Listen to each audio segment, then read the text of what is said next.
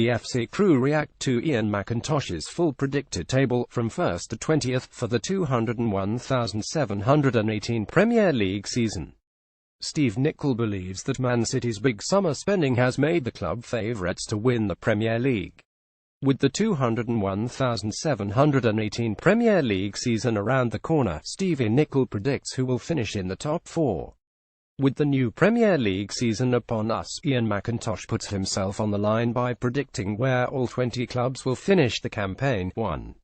Manchester City. They say that you learn more from failure than you do from success. If that's true, then City should win the title.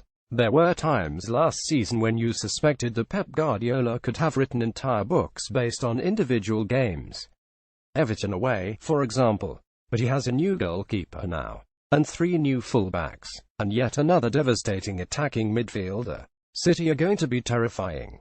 In a good way this time, too. Manchester United. Yes, they certainly underperformed in the league last season, but only Tottenham conceded fewer goals than Jose Mourinho's side. Unfortunately, United also scored fewer than Bournemouth. But much has changed over the summer. They will be quicker and more potent up front with Romelu Lukaku, and the arrival of Nemanja Matic should free up Ander Herrera and Paul Pogba in the middle. After 4 years of ignominy, a title challenge awaits. 3. Tottenham haven't strengthened this summer, but that's understandable. They already have one of the most balanced squads in the league. With Harry Winks fit again and Kyle Walker-Peters ready to step up to replace his almost namesake, they should feel the benefits of stability. The worry is Wembley Stadium. It shouldn't be a problem. It's not a haunted house. But if they don't lay down a victory quickly, you wonder how much it will affect them. 4. Arsenal. What are Arsenal? Are they the faint-hearted Cavaliers who will gallop through the winter and then ride the horse into a tree in the first week of February, or are they the ferocious scrappers who fought for everything to overturn the odds at Wembley in the FA Cup final, the Community Shield performance, a shootout win against holders Chelsea, suggests the latter more than the former, but how much can you read into it? You know what, 4th is usually a safe bet. 5. Chelsea. Let's ignore the Community Shield result for now. Things may change before the transfer window shuts, but at the time of writing, Chelsea are woefully short of depth. Allowing the likes of Tammy Abraham, Izzy Brown, Ruben Loftus-Cheek and Kurt Zouma to leave on loan is an odd move, so you presume reinforcements are on their way. After all, the Blues will be stretched by European football already. If they actually suffer some injuries this season, they could be in a lot of trouble. Fans are hopeful for Jurgen Klopp's team this season, but a lack of defensive reinforcements could hurt the Reds. 6. Liverpool. On the day, there are few sides as dazzling in possession as Liverpool. It's when they're out of possession that the problems start.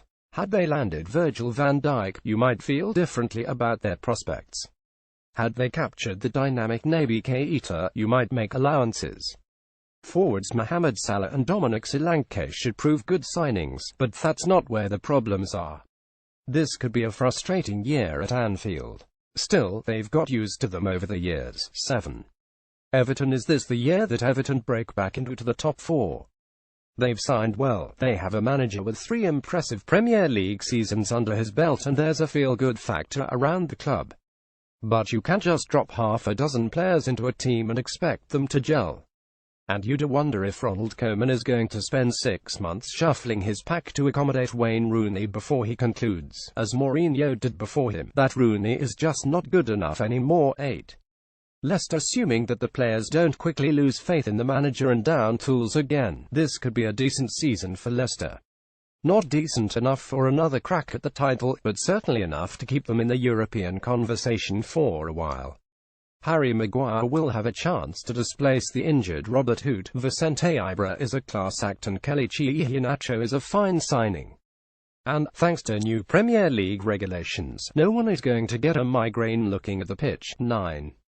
Newcastle United are back. And this time, they are competent. After a second year in the rehab of the Championship, the Magpies are rejuvenated and refocused. Rafa Benitez's meticulous management, not to mention his genuine empathy with the fans, has been warmly appreciated by the locals at St James Park.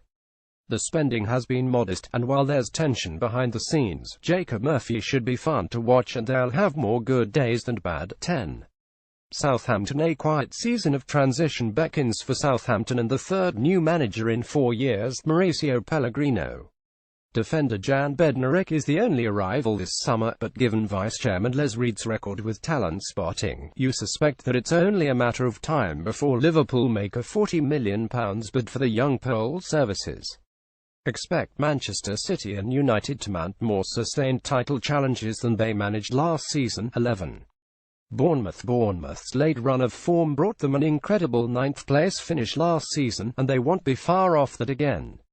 Asmir Begovic is a clear upgrade in goal. Nathan Ake has signed permanently after his impressive loan spell, and while it's a bit of a shame that Josh King's place and primacy may be under threat just as he figures out where the goal is, you can't argue with the signing of Jermaine Defoe. 12. Stoke. You fear for Mark Hughes now. After 350-plus point, 9th-place finishes, last season brought only 44 points in the mediocrity of lower mid-table.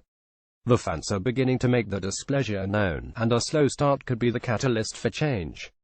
Josh Tymon and Zuma are good young acquisitions, and Darren Fletcher brings experience and composure to the midfield, but will it be enough, or will this be the first of the medium-sized jobs to lure Sam Allardyce back into football? 13. Swansea. Paul Clement's rescue job on Swansea, a team that looked doomed at the turn of the year, was a fine achievement. Now he has a chance to cast a new side in his own image. Chelsea loanee Abraham will continue his development at the Liberty Stadium, and if Roque Mesa proves as impressive as his Errol Flynn moustache, we're all in for a treat. They should be just fine this year. 14. West Ham. Slaven Bilic needs a good season to reassert his authority at West Ham, having been undermined by last year's woefully inconsistent campaign. He's certainly bought well. Javier Hernandez should be a guarantee of goals, and if he can unlock the magic of Marko Arnautovic, £24 million will look cheap. Gerhardt may yet rediscover his form, and Pablo Zabaleta is a venerable god in human form. But there are a lot of variables here, and there's something that doesn't add up with the Hammers. If they don't click quickly, Bilic could be axed. 15. Crystal Palace. Frank de Boer and Crystal Palace should be a match made in heaven. And it may yet prove to be so. But a difficult first season of adjustment beckons. Switching gears between the prosaic, calculated counter-attacking of Alan Pardew and Sam Allardyce and the more thoughtful, expressive methods of de Boer will bring unavoidable clunking. But expect signs of clear improvement by the spring. West Brom won't go down under Tony Pulis, no team ever does, but the ceiling for them is low this year. 16. West Brom. Tony Pulis' 10th place finish last season was actually quite disappointing, given where the Baggies had been just a couple of months earlier. Freed from the fear of relegation, they won just 2 points from a possible 27 in the season's close. They won't go down, no one ever does under Pulis, and they've got a welcoming enough start to the season, but it's hard to see them kicking on after such a low-key summer. 17. Burnley were never really in trouble last season, and that's testament to the management of Sean Dyche. But has he taken them as far as he can? If he thinks he has, perhaps this will be the year that he moves on. He's signed well. Jack Hawke is an underrated midfielder, and Charlie Taylor has been highly thought of for some time. But if the West Ham, Stoke or West Bromwich Albion jobs come up. 18. Watford. The Hornets have done well this summer, recruiting Marco Silva as manager and snapping up Paul Hughes and Nathaniel Chalobah from Derby and Chelsea, respectively. But you sense that they've been riding the luck for a while now, shuffling the pack on an annual basis to such an extent that the very notion of continuity is an abstract concept. So far, it has just worked. But it won't work forever. And perhaps this is the year they'll be caught out. 19. Huddersfield. It is a continuing oddity that the least fashionable club promoted to the Premier League will always rack up points early on in the season, as it takes advantage of the witless and the complacent. Expect Huddersfield to fulfill that role this season, with Crystal Palace and West Ham the most likely early victims. But, as with Hull City last season, their early promise will fade. It was a miracle that a team on such a tight budget was even promoted. It will take an even bigger one to keep them up. 20. Brighton. Everyone is going to love a trip to Brighton this season. The bracing sea air, the trendy bars, the discovery that 70% of the town's inhabitants used to live in London but came south to follow their dream of producing their own ironic t-shirt range. Oh, and 3 points.